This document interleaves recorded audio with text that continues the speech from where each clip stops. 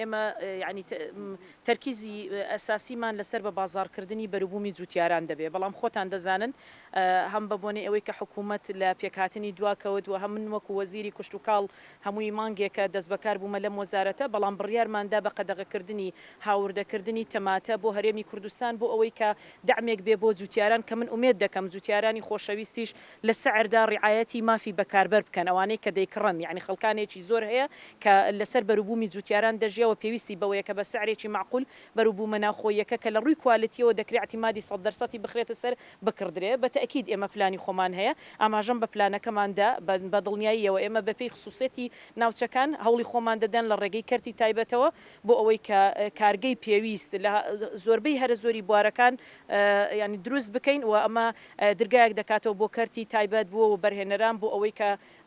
بتوانن سەرمایەکانی خۆیان لە پێناوی خزمەتکردنی کەرتی کوشت و کاڵ لە هەرێمی کوردستان بەگەڕ بخەن و ئایندەیەکی باش بۆ اقتصادی ئەم وڵاتە دەستەبەر بکەن.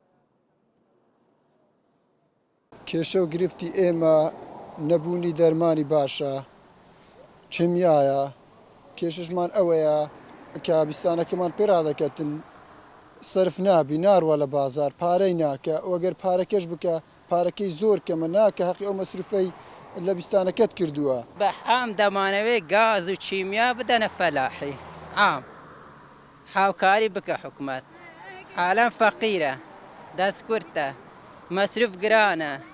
ئەو فەلاحەت بەخۆ دەزانوە هیچ نایتە دەرێ لەو فەلاحی هەموو تێخسار بووینە.